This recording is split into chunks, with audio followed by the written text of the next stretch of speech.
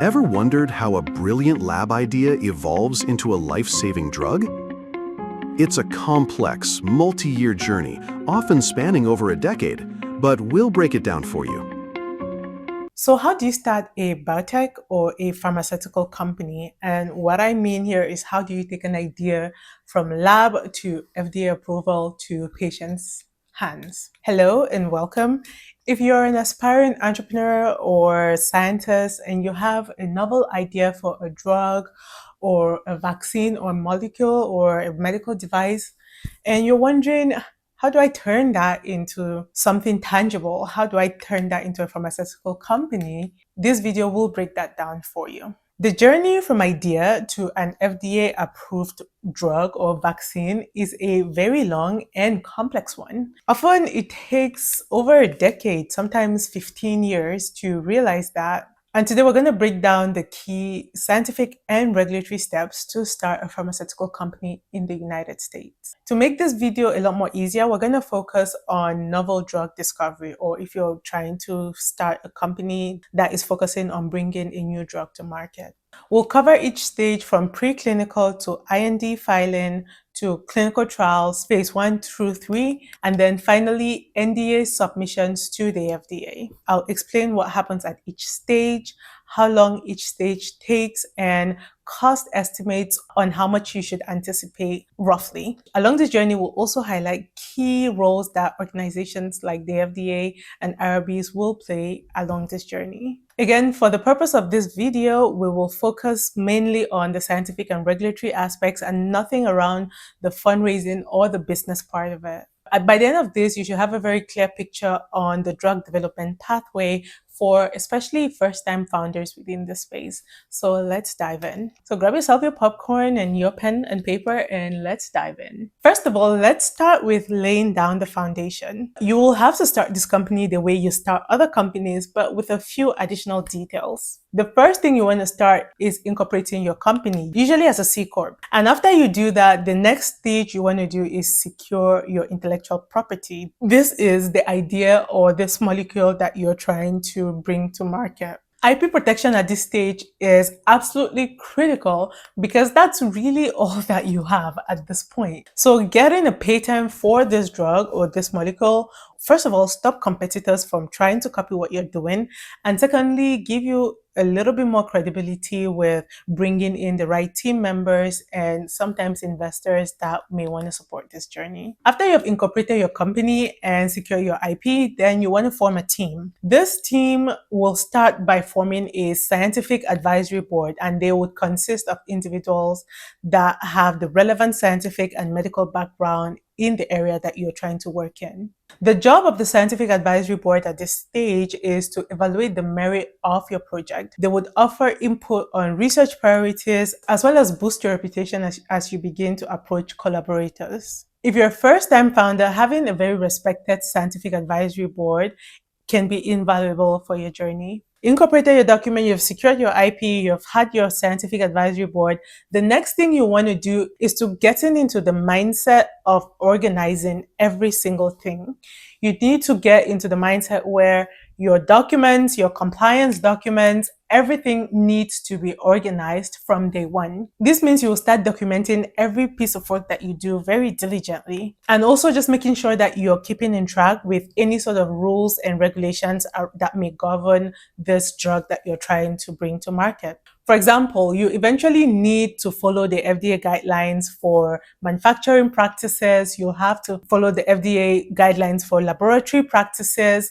There's a lot of things that you need to start keeping on top of, and that is the mindset that you need to adopt. Now that your company is set up, your advisors are set up, your IP is protected, and you have gotten into founder mode, now let's embark on the actual journey of drug development. We're going to start with preclinical. Preclinical is what happens in the lab. So this is either what's happening with test tube, wet lab, or with animal studies. The primary goal at this stage is you're gathering evidence that your drug is potentially safe and effective on these animals that you're testing it on so that you can go into human trials. What you're paying attention to at this stage is pharmacodynamics, which is what the drug does to the body, and pharmacokinetics, which is what the body does to the drug. At this stage, you're also assessing toxicity. Can this drug cause any serious damage to things like DNA, to the organs, to reproduction, for example, and at what doses does it cause this harm? Because what you have to do at this stage is find multiple doses that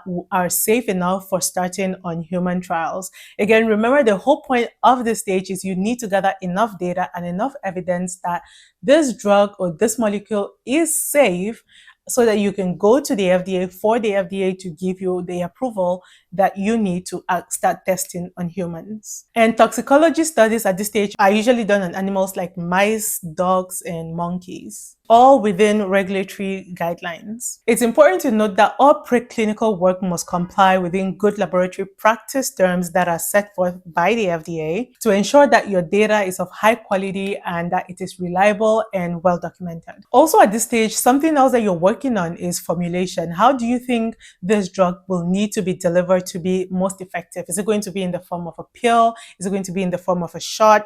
Is it going to be a dermal patch? What does that look like? By the end of your preclinical phase, you should have a leading drug candidate that has promising efficacy signals to the best of your ability from laboratory models, because again, a mice or a dog or monkey can never fully replicate human biology, but you should have at least some degree of confidence that this drug is safe to start testing on humans. And this stage can usually take a few years. It can take you anywhere between 3 to 5 years just working at this stage. In terms of cost, the preclinical phase can range from the low millions to the tens of millions, depending on the complexity of the study that you're trying to test, or whether you need more specialized models and tools. Once you have encouraging data and a safe starting dose from your preclinical work, then it's time for you to take the next stage and go submit an IND application or an investigational new drug application to the FDA. This is the stage where you go ask the FDA for permission to begin human trials. So an IND essentially is a formal request to the FDA that says, hey FDA, look at all of our preclinical data and here's how we plan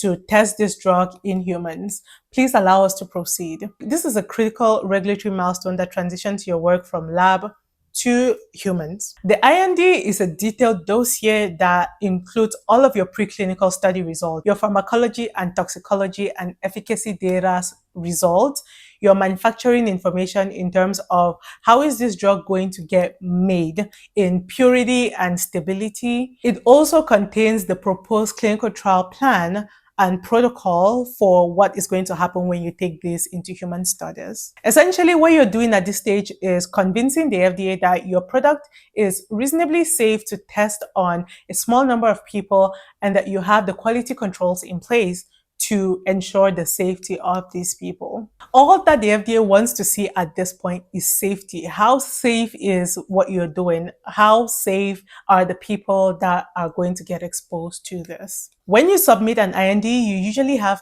30 days to either hear back from the FDA or not. Not hearing back is a good sign. So when you don't hear back within 30 days, that's usually a sign that you can proceed.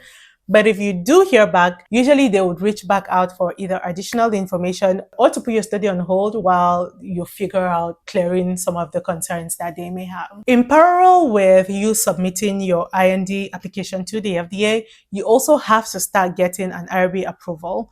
An IRB is an institutional review board, which is an independent committee that oversees clinical trials that happen on humans. The goal of the IRB is to make sure that any research that involves humans and is done ethically and is scientifically sound. IRB approvals are required for all clinical trials that happen in the US. What IRB boards check for is ensuring that you have your informed consent in place and that the risks are minimized for the participants. And if at all there are any risks, you have to provide justification as to how you intend to go about if those risks present themselves. In fact, when you're submitting for an IND application to the FDA, you must tell them that you intend to get an IRB approval.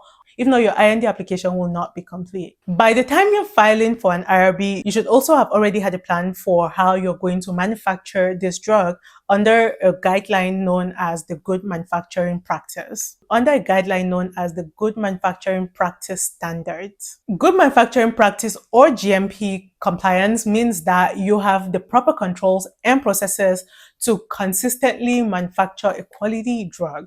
And a lot of people think that this is applicable only to approved drugs, but it comes into play even before these drugs go into approval, because you have to show that the drugs that are going to be used for the clinical trial are done under these same guiding principles. This often involves working with a specialized CDMO or contract development and manufacturing organization. If you don't have one, your IND submission to the FDA will contain information on your drug's manufacturing and quality controls, and the FDA will evaluate whether you can produce a reliable, pure batch of drugs that would be used for the clinical study. So getting IND approval is a big win, because it is essentially the FDA saying, we have looked at your preclinical data, we have looked at your manufacturing, we have looked at all of these things that you have presented to us, and we think you can go ahead and go into clinical trials. So that's essentially the FDA's way of saying you can go ahead and move into clinical trials, even though they don't exactly say it. Now that we have IND and we're moving into clinical trials,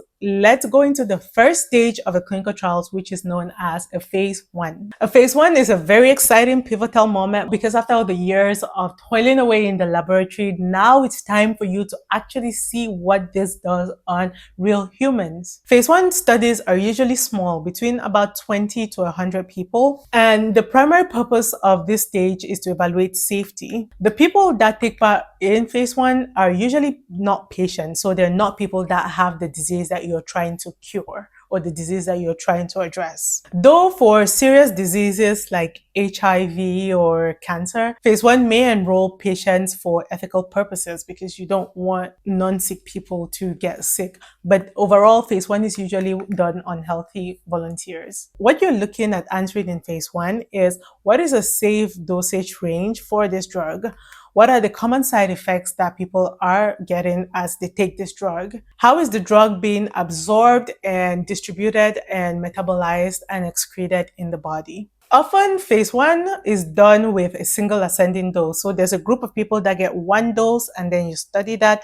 And then another group of people come in and they get a dose that is a little bit higher, and then you study that. And then another group of people get a little more higher, and then you study that, and then you try to find an average range between those different ascending doses. At this stage, the focus is not on whether the drug works, but it's more on safety and pharmacokinetics, which is, what does the body do to this drug? At phase 1, safety of the participants is paramount, because you have to make sure that if anything goes wrong, your company has the necessary protocols in place to take care of these patients. And if anything does go wrong, then you will have to report to the FDA. A typical phase 1 can take about 2 years, and if it's well tolerated, it could be shorter than that. And cost-wise, it can cost you a few tens of millions of dollars. On average, it has been shown that phase 1 studies can cost about $28 million or more, depending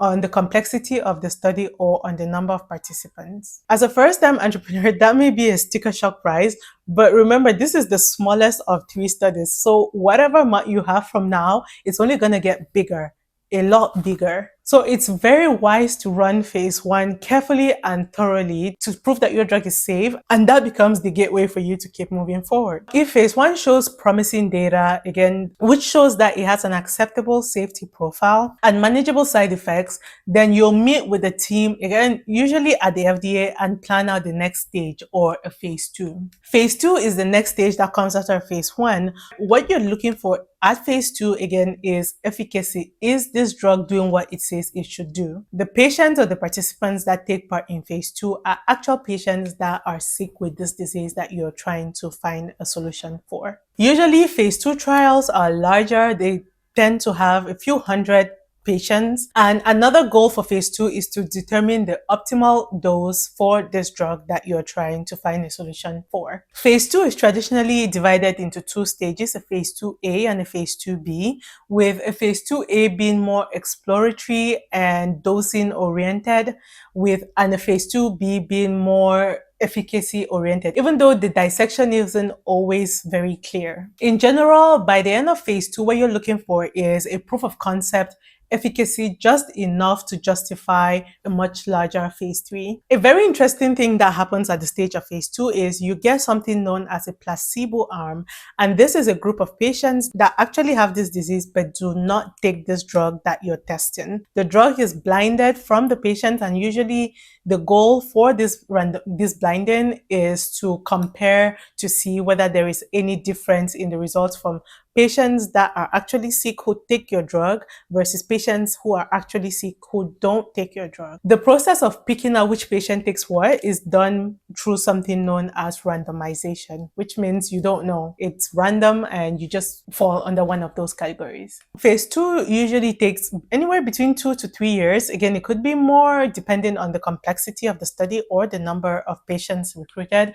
And cost-wise, phase 2s have been estimated to cost about $65 million or thereabout. Again, this is an average cost. There are certain phase 2 programs that can cost less and others can cost more, but that should be about the amount you should have in your head. So you notice that by the end of phase 2, you're probably spent to the order of about $100 million from preclinical to your phase 1 and now your phase 2. This is the stage where a lot of startups start finding either partnerships or additional funding. But as promised, we're not focusing on that process. We're really just focusing on the scientific and regulatory pathways.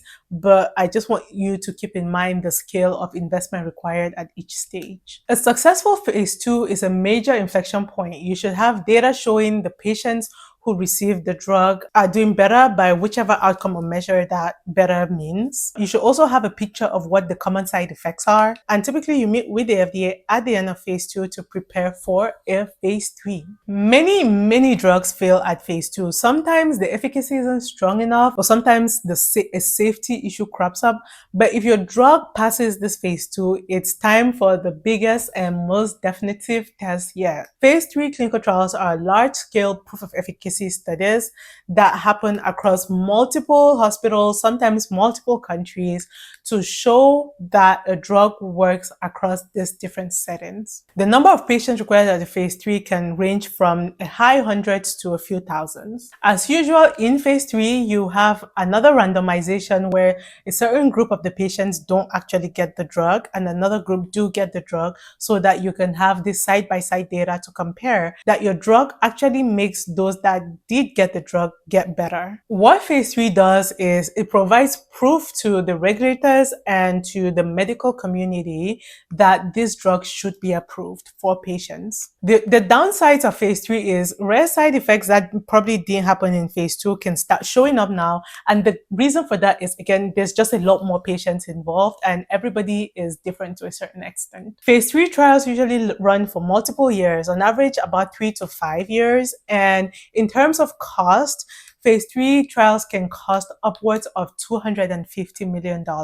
Because of the vast amount of data that gets collected at this level of phase 3, you have to put in place a data and safety monitoring board whose job it is to just make sure that the data coming in doesn't miss anything. You can tell if there is a patient that is at risk. You can tell if there are any things that the research teams across these multiple countries or multiple hospitals are missing. And that is their job, to make sure that they don't miss anything which the FDA can catch later. Also, by phase 3, you have to start thinking about manufacturing. What if this drug gets approved? How are you going to get that into the hands of the hundreds of thousands or the millions of people that may eventually need this? There are also a lot of things that can happen here. Like at this point, the FDA becomes a lot more involved. You can have surprise visits to either your research site or your manufacturing site by the FDA just to make sure that you're doing the right thing. So the cumulative cost of running these studies across preclinical to phase 3 are upwards of $1 billion a pop. That's $1 billion just to get one drug done. It is worth noting again that not every drug makes it through phase 3. Some drugs fail to show sufficient efficacy when tested in a larger scale of the population. And so the overall odds of your drug entering a clinical trial and gaining FDA approval are 1 in 10. That statistic reflects just how challenging this process is and why careful planning and execution at each step is so vital. Now, if your phase 3 succeeds, then bravo, because you have made it, right? Now, the next step is for you to go back to the FDA and submit an application for a new drug application. If it's a drug, you'll have to submit a new drug application. If it's a biologic, so if you're a biotech, you'll have to submit a biologics license application. What you see at this stage is, think of this as a report card for all of your clinical activities. So you're going to have all of your data from your phase 1 to your phase 3, details on how you're going to manufacture this drug, details on how the drug behaves in the body, how you're going to even label and market this drug as well. Those are all the things that you submit in your NDA or in your BLA. Upon receiving this NDA or BLA application, the FDA now assembles a team of scientists. This includes medical doctors, pharmacologists, statisticians, chemists, microbiologists, everybody that really knows how human biology works, and they present these results to them. The goal of this committee is to assess any risks at all and ensure that the benefits outweigh the risks. This meeting usually takes about 10 months, and so the time from when you submit your NDA to when you probably get a feedback from the FDA can be between 12 to about 18 months. During this time, the FDA can also perform pre-approval visits to inspect, again, your manufacturing sites to ensure that these can produce the number of drugs that you would need to meet the demand. At the end of the day, the FDA will either approve your drug or issue something known as a complete response letter. And this letter is usually issued if they have any more concerns that they need you to address. Usually, this letter can be an outright rejection, but if it is not, then it can also be interpreted as a not right now. When it's a not right now, the FDA will outline all of the issues that they want you to address, and you will go back and address all of these and then bring it back to them. Even after if your drug is approved after phase 3, that's really not the end of the journey. But at this stage, you're probably about 80 to 90% done, because you must adhere to any commitments made by the FDA, which will include post-marketing and post-surveillance for that drug when it is out in public. Now you may look at this and think, why do people do this? And I think that's also something that I wondered about, because it is such a complex process. And the reality is, if it works, the benefits are enormous, both for the scientists and for the company, as well as for the patients. But when it doesn't work, it's such a blow, because that's years and years of work done that just, goes away. But when you think about it, if you're in healthcare, either as a physician or as a healthcare worker, this is one of the best ways to amplify your impact in terms of caring for patients. If you could make a drug that, millions and hundreds of thousands of patients could use and get better, that's really the ultimate reward. But if you're planning on starting this journey, tell me in the comment section why you're doing this. And I've made a few more videos talking about the different phases of a clinical trial and what that look like. So subscribe to learn more. Stay healthy.